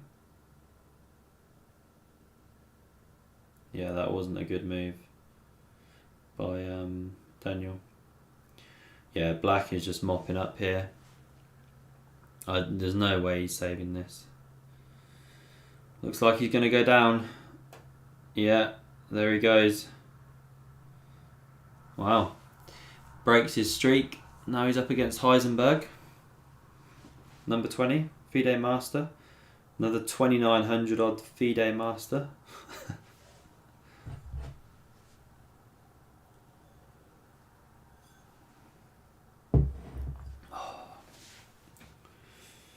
Big attack coming for white here. Let's chuck those pawns. Take on e6, yeah. Ooh, that's a juicy knight. Nicely played by black though. c4, breaking the connection. But here comes the h-pawn. If you play h5, g6 is weak.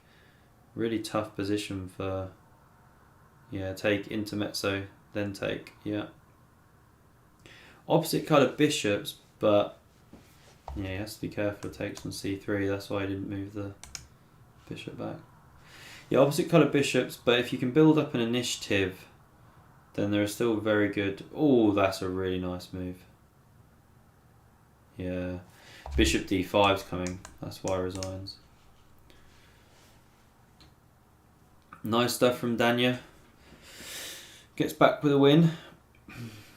He'll be looking for a streak again. Knight f3. No move from Danya yet. Let's have a quick look at the scores. 170. Oh, has Hansen stopped playing? 1, 2, 3, 4. It's like 4 losses out of the last 5. Well, I think we have our champion crowned. Oh, I am Eric Rosen is streaming, I can see here. Didn't see any of his games. Okay, let's go back to Danya, see how he's getting on.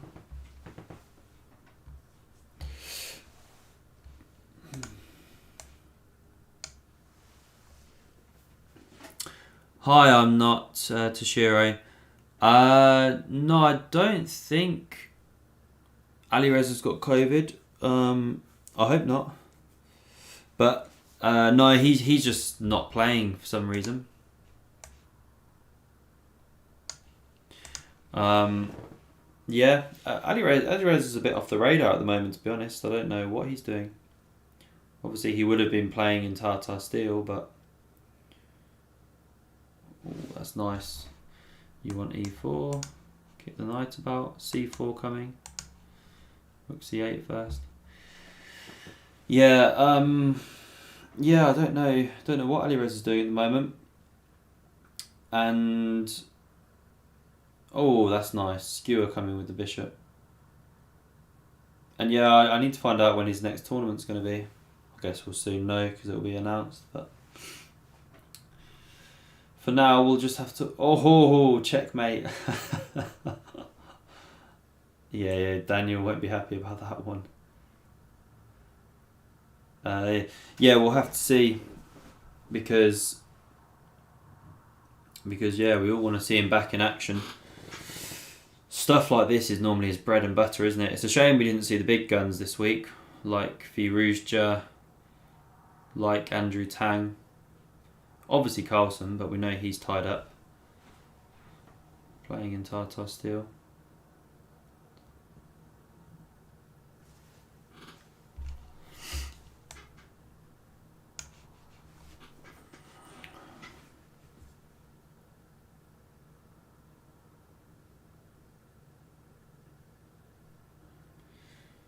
So,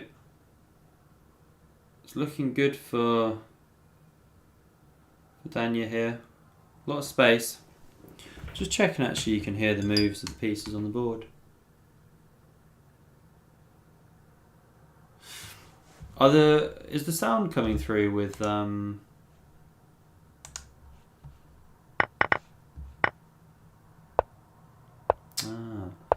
Okay, apologies. I've done the whole stream with the pieces muted. Whoopsie. Like I said, just getting used to this.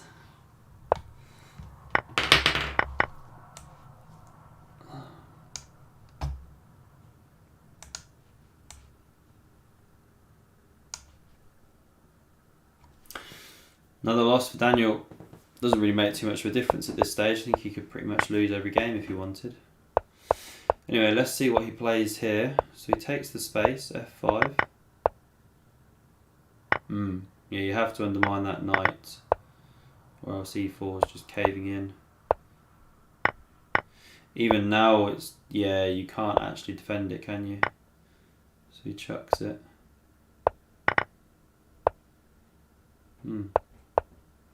Gets his rook in. Takes on b2. Oh, he plays the knight in. Why is he not taking on b2? I don't know what I was missing there. Yeah, this is nice, getting that f-pawn going. Ripping that king open.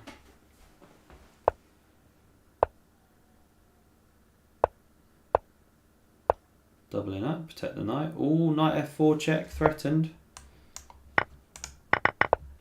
Ah, he goes for this one. Yeah, nice play there. Because the pieces aren't coordinated very well. h4, yeah, undermine that piece. There's a check coming on c7. But still, it's tough for white now. The pieces just aren't coordinated. Yeah, chucks in the towel.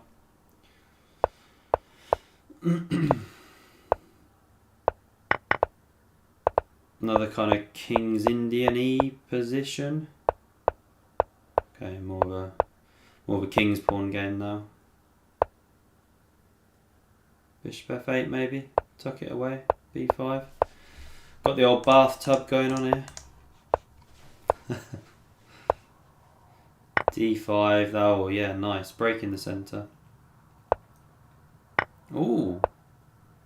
Not sure that was very good, but okay. I suppose it stops white from taking on d5, but yeah, I don't trust it. Knight c4. Do you give up the queen? No. Could have given the queen for 2 rooks there. No, still doesn't want it.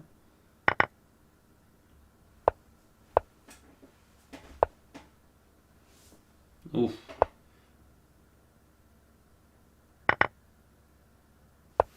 Yeah, there's nowhere good to put the knight, so you can't take advantage yet. b4, nice move. Undermining that knight. Yeah, very good.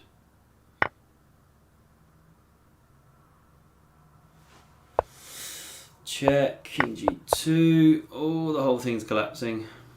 Yeah, it's gone. King g4, f5.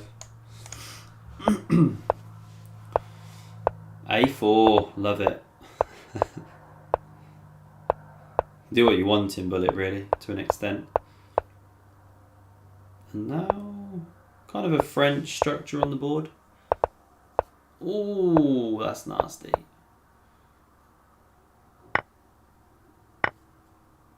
What's the follow-up here, though? Yeah, I'm not sure there is one. I mean, it still looks horrible in terms of the attack, but I don't think this was completely sound. Bishop e6 coming. Yeah, rook f1, f7. Oh dear. Yeah, I was going to say you have to just give up the queen. Should be winning for white. There's too many uncoordinated pieces for black. Check. Takes on b6. Yeah. That's a nice move. Reminds me of how Vidit brought that rook to the 6th rank in the game against Dubov. He went to f6, but yeah. That game was awesome. Such a good good attacking idea from Dubov, and then yeah, Vidic just took up the fight, didn't he? He just didn't back down at all. There's so many strong chess players coming out of India right now. It's really exciting to see. You definitely feel like there's going to be another, Vishy Anand coming along soon enough. Player of that strength and caliber.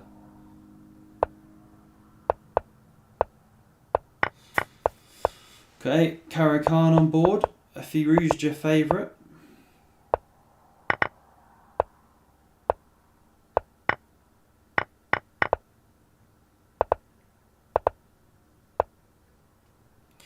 Yeah, nice position for white here. Was he 2 pawns up? No, 1 pawn up. Although black's getting good counterplay against that b2 pawn. But now the bishop's gone. Although, wow. Daniel completely blundered, I missed that. Left his back rank. No wonder he gave up the bishop on d4. It's just completely over. You can run the a pawn, but yeah, it's very speculative.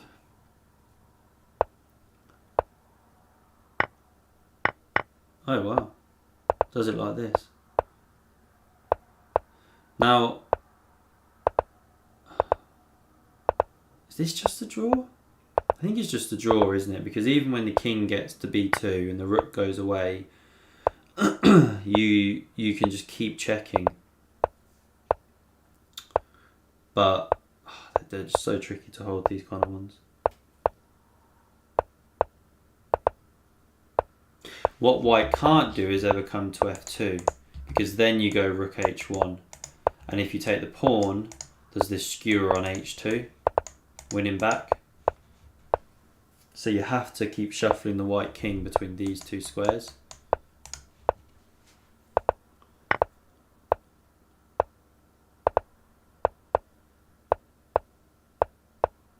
Yeah, and this is the problem for black. As soon as it gets near, you just check, check, check, check, check.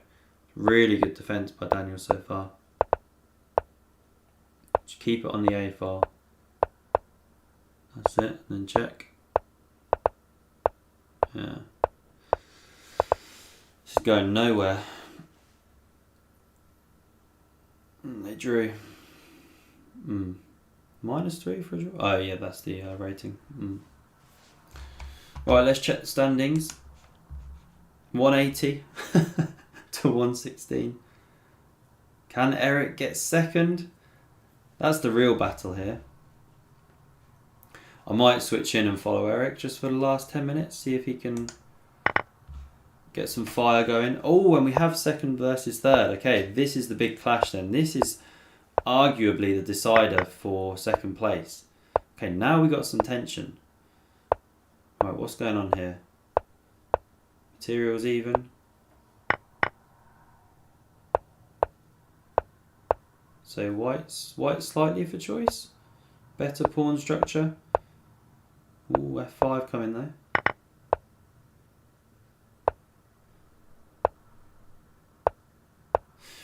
This is really nice from black to create all of this counterplay. c4, push c4, Eric. There you go. Yeah, this is very tough for white. She's got so many holes. Rook f1 maybe?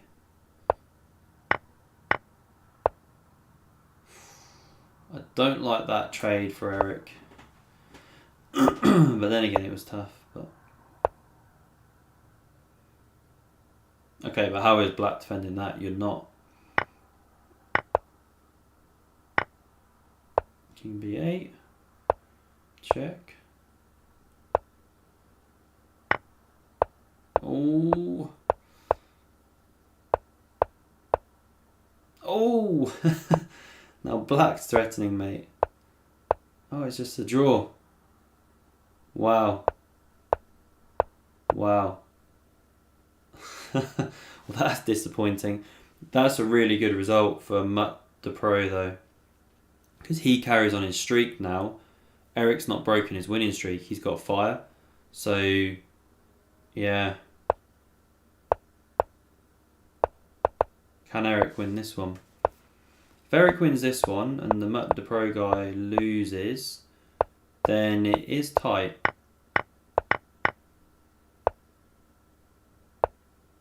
Okay, nice position for Eric.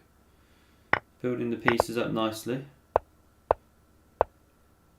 You're dropping a pawn though, yeah. I don't know if I love the in-between rook move. You're all in on this kingside attack now.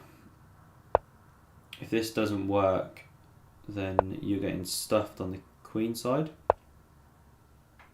d8. Yeah, knight g4, nice move. Although queen on f6, sorry, on b2 is just so powerful, it holds everything. How do you actually intensify the pressure as white? Yeah, you can't. Eric just comes back. So in the meantime, his opponent's got bishop d7, e8. Dropped a piece. Oh no, you're picking up an e7, I missed that. Knight f3, or no, leave it there maybe. Ah, now you are dropping a piece. Well, you dropped a rook for 2 minors, which isn't ideal. Oh, mate threatened. Don't take the pawn on a7. Could he have taken it there? Don't know. Should be... also should be winning for black, but actually, I don't know. It's probably level, isn't it? But to be fair, I have no idea where this will go now because Eric's got the time as well.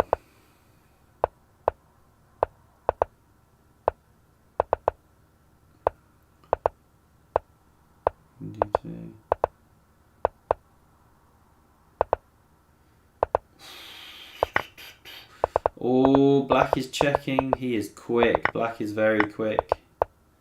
Yeah, he's doing good on the mouse. Oh, Hansen's going to go down. He's going down. He's gone down. 0.68 to go. Let's go back. So tight. Still, if Eric wins and Mutt Pro loses. Okay. Oh, this is a tight finish. For second, anyway. Not for first.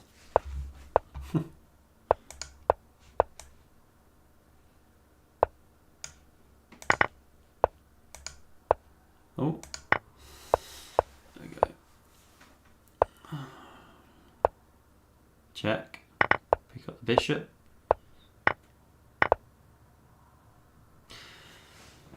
Looks nice for Eric. Can exchange up. Can he convert? 3 minutes 27 to go. Oh, nice move. Sit that knight on b3. Just trying to see the tactics here. Yeah, I was going to say reroute that bishop. Get it to c5.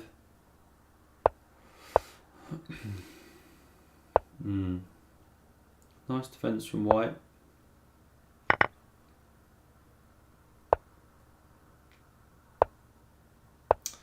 Yeah, you just can't quite intensify the pressure. Bishop g1 maybe, attack that pawn chain. He is picking up that pawn.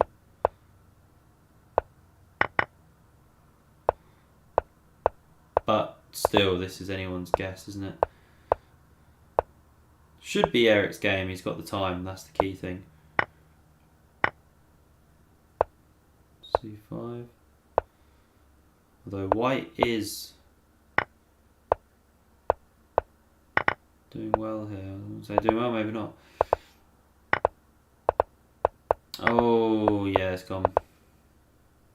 Just don't run into h4. Oh, but you've got the wrong colour bishop. so it's a draw. But there's no time.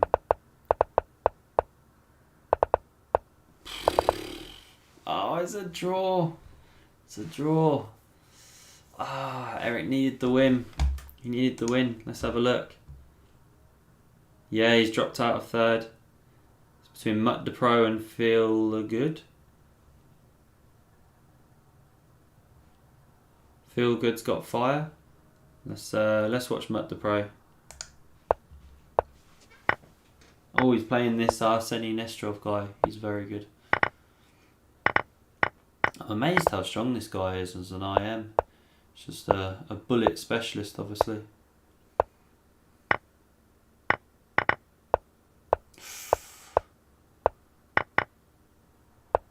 Yeah, white's better.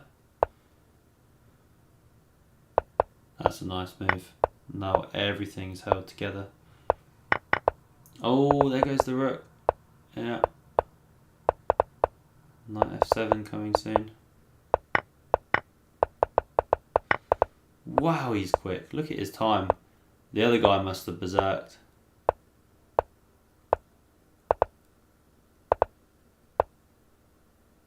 Yeah. Game over. Quick look at the standings. Oh, it's between Mutt Pro and Feel Good. Ah, no. Oh, he's got no more game. No game started. Is Feel Good playing? No. Look. Did I just see the Welsh flag? Is this Gawain Jones or someone?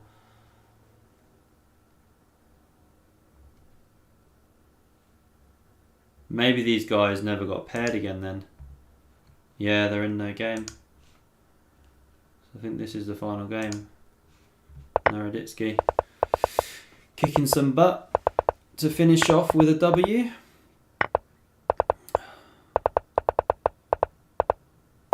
Here we go, staircase, mate. Well played, Daniel Naraditsky. Worthy winner. Very good job. Congratulations to him. And let's look at the final standings. So Naraditsky wins it. Fieglud second. Makes me wonder if that's Gawain Jones or someone when I saw the Welsh flag. And then IM Mutt Pro. This guy is seriously strong for an IM. Oh, Vietnam. Yeah, Wales. Well, there we go. That wraps it up, guys. Thanks very much for tuning in, following along. Hopefully, Ali Reza will be playing next time. I can stream that one. Appreciate the support. Watch out for my next game of the day coming soon. And thanks very much and speak to you soon.